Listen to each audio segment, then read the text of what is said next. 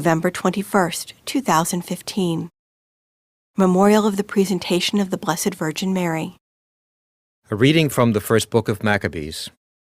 As King Antiochus was traversing the inland provinces, he heard that in Persia there was a city called Elymais, famous for its wealth in silver and gold, and that its temple was very rich, containing gold helmets, breastplates, and weapons, left there by Alexander, son of Philip, king of Macedon, the first king of the Greeks. He went, therefore, and tried to capture and pillage the city, but he could not do so, because his plan became known to the people of the city, who rose up in battle against him. So he retreated, and in great dismay withdrew from there to return to Babylon. While he was in Persia, a messenger brought him news that the armies sent into the land of Judah had been put to flight, and that Lysias had gone at first with a strong army and been driven back by the children of Israel, that they had grown strong by reason of the arms, men, and abundant possessions taken from the armies they had destroyed, that they had pulled down the abomination which he had built upon the altar in Jerusalem, and that they had surrounded with high walls both the sanctuary, as it had been before, and his city of Beth-zur. When the king heard this news, he was struck with fear and very much shaken. Sick with grief because his designs had failed, he took to his bed. There he remained many days, overwhelmed with sorrow, for he knew he was going to die. So he called in all his friends and said to them, "Sleep has departed from my eyes, for my heart is sinking with anxiety. I said to myself, into what tribulation have I come, and in what floods of sorrow am I now? Yet I was kindly and beloved in my rule. But I now recall the evils I did in Jerusalem, when I carried away all the vessels of gold and silver that were in it, and for no cause gave orders that the inhabitants of Judah be destroyed. I know that this is why these evils have overtaken me, and now I am dying in bitter grief in a foreign land." The word of the Lord. The responsorial psalm.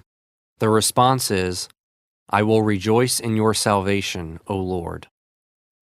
I will give thanks to you, O Lord, with all my heart.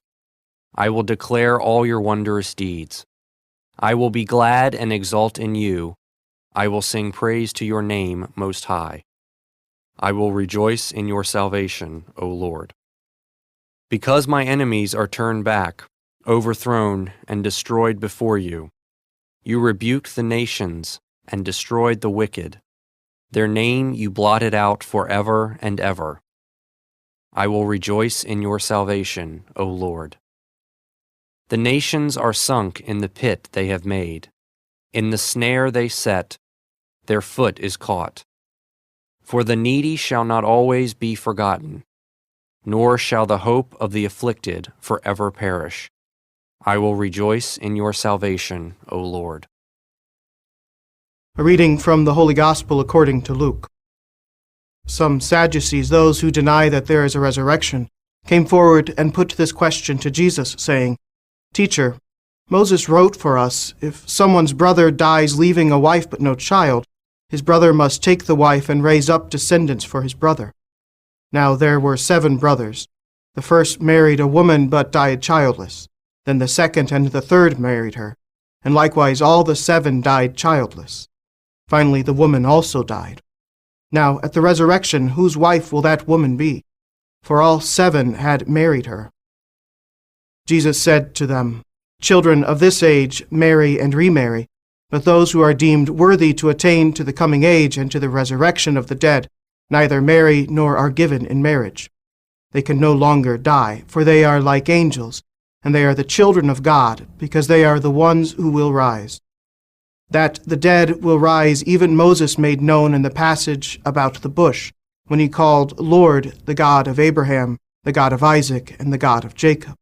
And he is not God of the dead, but of the living, and to him all are alive." Some of the scribes said in reply, "Teacher, you have answered well," and they no longer dared to ask him anything. The Gospel of the Lord.